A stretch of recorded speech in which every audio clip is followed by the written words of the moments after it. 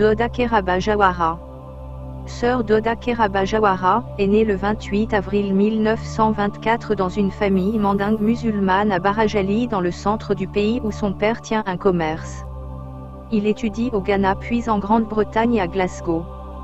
C'est en Écosse, pendant ses études, qu'il commence à s'intéresser à la politique, en côtoyant le mouvement des jeunes du Parti travailliste britannique, ainsi que de futurs responsables politiques d'État du Commonwealth, comme Cheddi Jagan.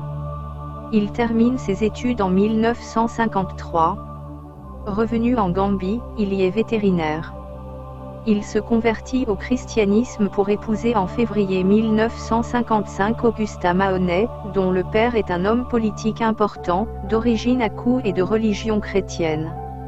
Il entre en politique en 1960, en devenant le dirigeant du membre du Parti populaire progressiste, PPP, et ministre de l'Éducation au sein du gouvernement autonome gambien, sous la tutelle de la couronne britannique. En 1962, il devient chef de ce gouvernement autonome gambien. En février 1965, la Gambie devient indépendante, dernière colonie britannique à acquérir cette indépendance. En 1965, il divorce également de sa première épouse, se reconvertit à l'islam et se remarie, en 1967, avec la fille de Momodou Moussa Ndiaye, d'origine Peul, un des principaux bailleurs de fonds d'un autre parti gambien, l'United Party.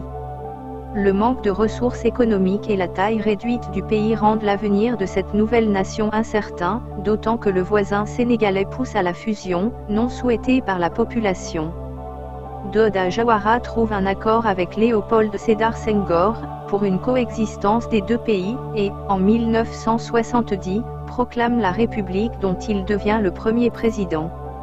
Il est ensuite réélu tous les 5 ans, de façon démocratique et avec une majorité nette, par l'Assemblée nationale jusqu'en 1982, puis au suffrage universel après la réforme constitutionnelle de 1982.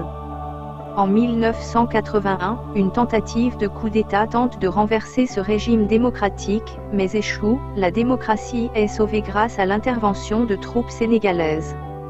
À la suite de cet épisode, les présidents sénégalais et gambiens, Abdou Diouf et Doda Jawara, mettent en place une confédération sénégambienne, qui est dissoute en 1989 à la suite de divergences. Le 22 juillet 1994, un nouveau coup d'État militaire, mené par Yahya Jammeh, réussit et renverse le régime démocratique présidé par Doda Jawara. Celui-ci embarque avec sa famille et ses proches sur un navire de guerre américain, en escale technique à Banjul, pour ensuite s'installer à Dakar. Doda Jawara sera amnistié par son successeur en 2010, et ce dernier n'épargnera rien pour fêter le retour du père de la nation le 31 décembre 2010. Et pour l'assurer qu'il sera toujours chez lui, Yahya Jammeh lui donnera la main de sa mère Adia Assombi Bojang 7 que certains qualifient de « mariage forcé », attribuant à Jammeh le désir de tuer la démocratie.